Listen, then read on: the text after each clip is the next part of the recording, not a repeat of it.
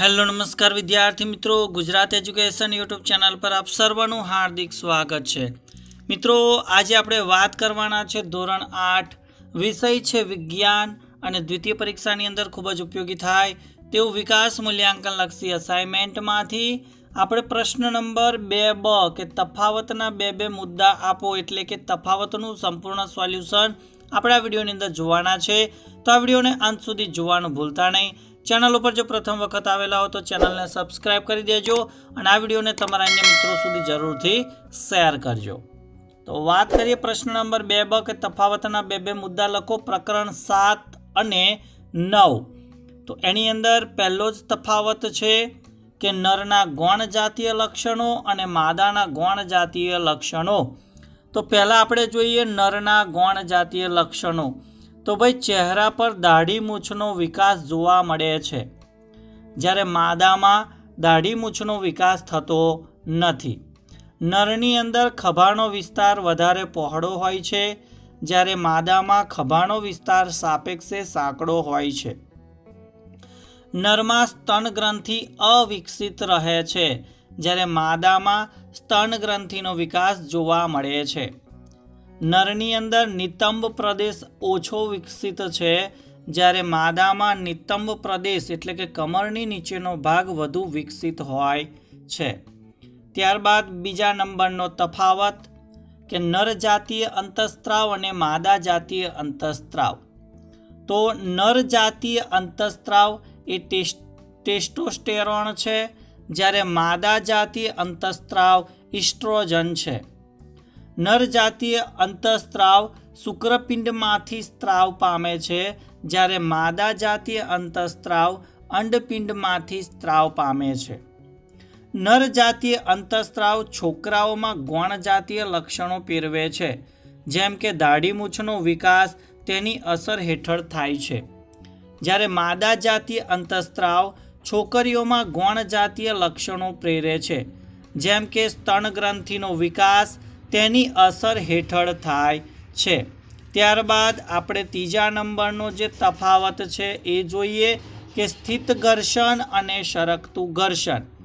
तो स्थित घर्षण में आपणे वात करीए तो भौतिक संपर्क में रहेली बे स्थिर सपाटीओमां कोई एक सपाटीने गति में लावती वखते तेमनी संपर्क सपाटी पर प्रवर्तता घर्षण ने स्थित घर्षण कहे छे।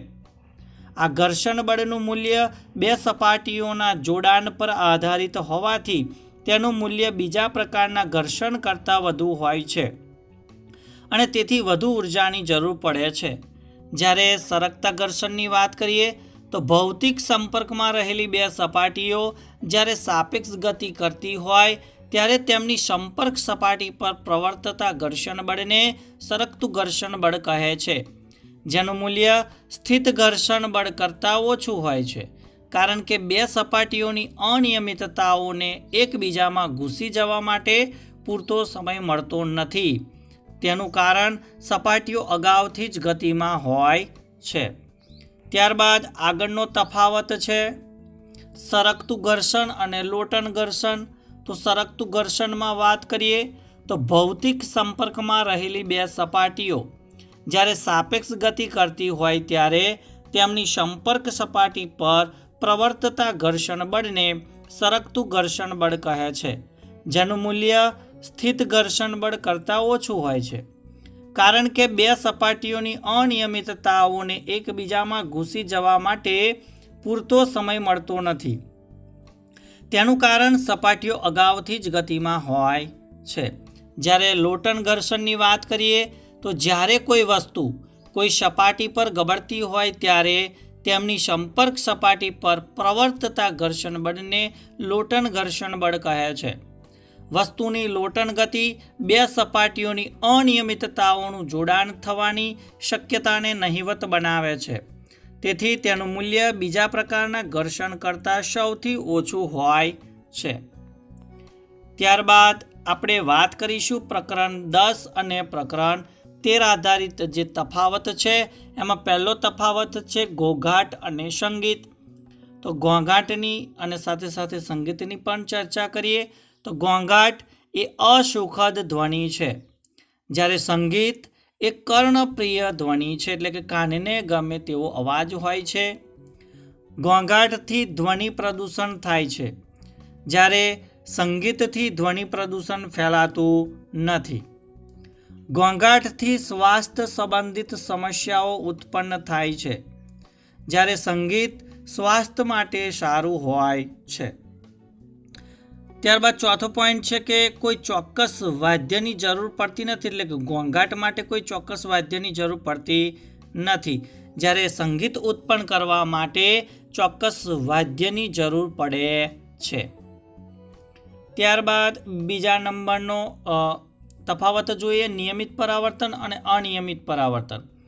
તો પહેલું નિયમિત પરાવર્તનની વાત કરીએ તો સમતલ, ચળકતી અને લીસી સપાટી પર પ્રકાશના કિરણો આપાત થતાં નિયમિત પરાવર્તન થાય છે, જ્યારે ખરબચડી સપાટી પર પ્રકાશના કિરણો આપાત થતાં અનિયમિત પરાવર્તન થાય છે. બીજો પોઈન્ટ નિયમિત પરાવર્તનમાં જોઈએ તો આપાત કિરણો એકબીજાને સમાંતર હોય તો પરાવર્તિત કિરણો પણ એકબીજાને સમાંતર હોય છે, જ્યારે અનિયમિત પરાવર્તનમાં જોઈએ તો આપાત કિરણો એકબીજાને સમાંતર હોય તો પણ પરાવર્તિત કિરણો એકબીજાને સમાંતર હોતા નથી. નિયમિત પરાવર્તનમાં જોઈએ તો કે સમતલ અરીસા પર પ્રકાશના કિરણો આપાત થતાં નિયમિત પરાવર્તન થાય છે, જ્યારે અનિયમિત પરાવર્તનની અંદર કાગળ, લાકડું જેવા પદાર્થો પર પ્રકાશના કિરણો આપાત થતાં અનિયમિત પરાવર્તન થાય છે. ત્યારબાદ ત્રીજા નંબરનો તફાવત છે કે શંકુકોષ અને સડીકોષ. તો શંકુકોષો દ્વારા તીવ્ર પ્રકાશની સંવેદના મેળવી શકાય છે, જ્યારે સડીકોષો દ્વારા ઝાંખા પ્રકાશની સંવેદના મેળવી શકાય છે. શંકુકોષો રંગ પારખી શકે છે, જ્યારે સડીકોષો રંગ પારખી શકતા નથી.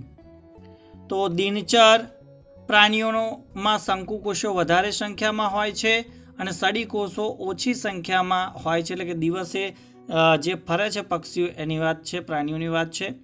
જ્યારે નિશાચર એટલે કે રાત્રે ફરનારા પ્રાણીઓમાં સડીકોષો વધારે સંખ્યામાં હોય અને શંકુકોષો ઓછી સંખ્યામાં હોય છે. ત્યારબાદ ચોથા નંબરનો જે તફાવત છે કે કોર્નિયા અને રેટિના. તો આંખની આગળનો પારદર્શક ભાગ એ કોર્નિયા છે, જ્યારે આંખના પાછળના ભાગમાં આવેલું જે સ્તર એ રેટિના છે. કોર્નિયા દ્વારા પ્રકાશના કિરણો આંખમાં દાખલ થાય છે, જ્યારે પ્રકાશના કિરણો રેટિના પર કેન્દ્રિત થાય છે, જેથી દ્રષ્ટિ જ્ઞાન થાય છે.